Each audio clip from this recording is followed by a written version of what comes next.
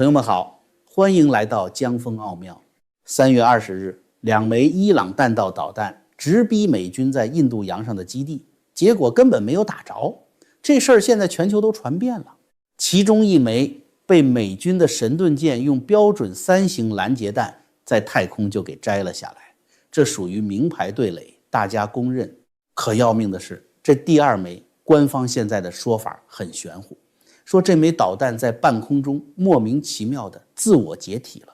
那问题就来了，这所谓的半空中到底是个什么地方？它好端端的怎么就解体了呢？这时候有人说了，这还不简单吗？伊朗那军工体系层层转包，雁过拔毛，造出来的导弹本身就是不靠谱的破铜烂铁，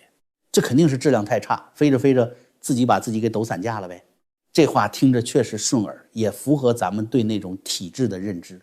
可大家伙把手放在胸口，仔细想想，真到了这种级别的博弈，真到了要拿它去硬碰美军基地，在全世界面前亮肌肉的时候，他德黑兰的老爷们儿会随手从仓库里拉出一枚最烂的早产儿出来丢人现眼吗？他难道不该挑手里最能打、最稳当、压箱底儿的那一枚神箭吗？所以这事儿真正让人后背发凉的地方就在这儿，咱们大胆脑补一下，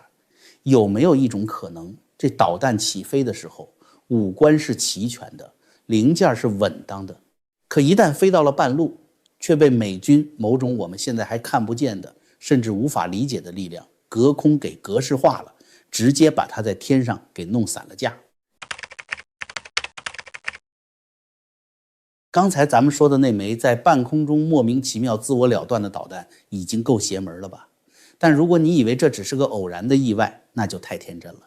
咱们再看另一类更诡异的情况，这一次问题甚至还没到起飞那一步，就在家门口闹了笑话。在这轮冲突里，关于伊朗导弹异常失效的消息正陆陆续续的冒出来。大家脑补一下那个画面，指令已经下达了，点火程序也启动了，德黑兰的老爷们正等着看烟花呢。结果呢，有的导弹扑哧一声冒股黑烟，当场熄火，活脱脱像个漏风的破风箱；有的控制系统直接黑屏爆死，成了瞎子聋子；还有的干脆就像被人按了暂停键一样，任凭技术员怎么折腾，它就是起不来。这些零散的信息现在并没有被系统的整理成什么正式结论，很多报道甚至只是点到为止，很快就被别的热点带过去了。那有人肯定会说，这不还是老问题吗？腐败、造假、军工体系一团乱。没错，这些烂事儿肯定存在，但问题是，如果单纯是质量问题，它应该是分散的、随机的。今天这个零件坏，明天那个焊缝裂，可现在呈现出来的却是一种极其反常的跨阶段且同步性的集体大中风，有的在半空解体，有的在地面失效，而且是在同一个时间段、不同的地点同时发生，这就有点不对劲了吧？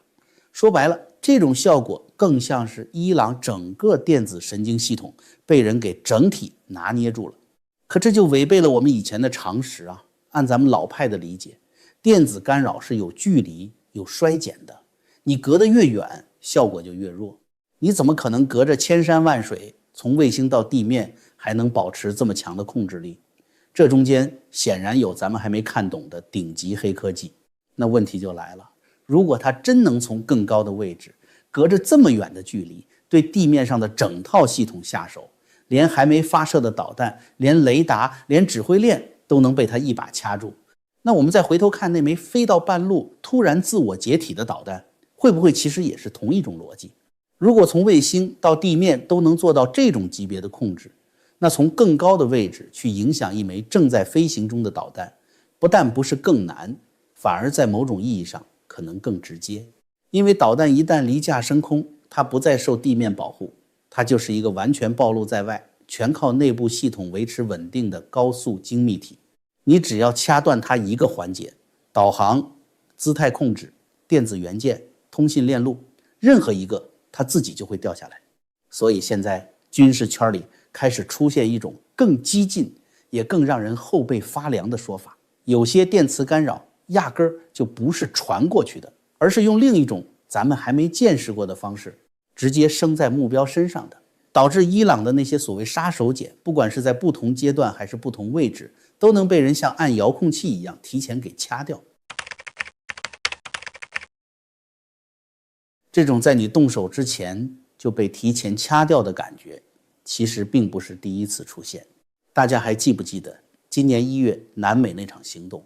当时很多公开信息里都反复提到一个细节，那边的防御系统并不是被炸掉的，而是来不及反应。雷达是开着的，但就是没看到；通信是通的，但命令就是下不去；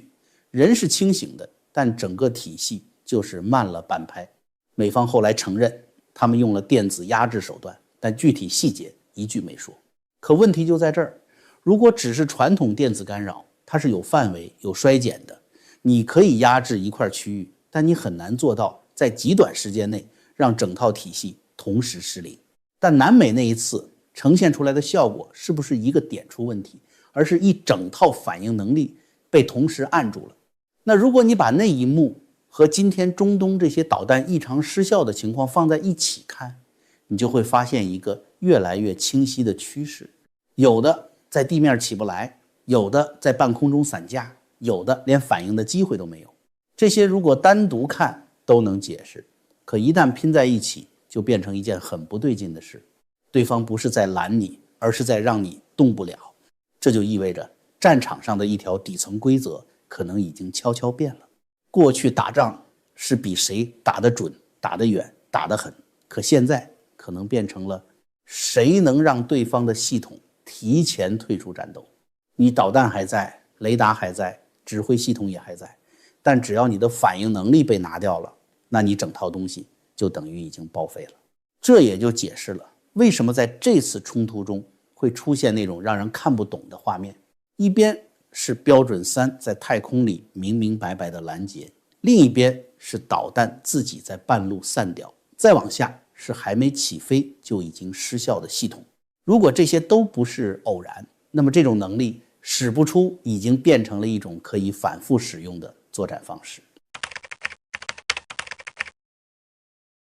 就在3月中旬，一位身处中共军工核心圈，整天跟顶级超算和军方遥测数据打交道的绝对内线，在极其隐秘的渠道里，把他们自己那个烂透了的底给彻底交了。大家把视线移到阿拉伯海，表面上看那是伊朗在演习，中共在旁边指点江山。可实际上，当时美军的航母打击群根本不吃你嘴炮演习那一套，全速朝着演习区就横穿了进来。中共一看，这老虎屁股竟然真被摸了，急眼了，借着演习当掩护，他们竟然亲自下场，发射了号称航母杀手的压箱底宝贝。这位内部人士爆料说，当时中共打的是一场极其鸡贼的阶梯式威慑，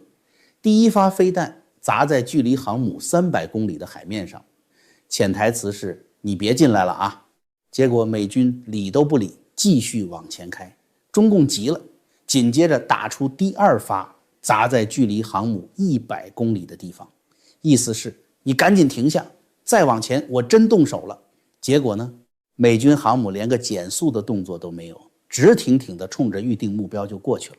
这一下中共彻底无能狂怒了，不装了，直接打出了第3发，那是真正的绝杀飞弹，直扑美军航母的正头顶。结果呢，那枚飞弹在航母上方撞上了一堵看不见的东西，被揉没了。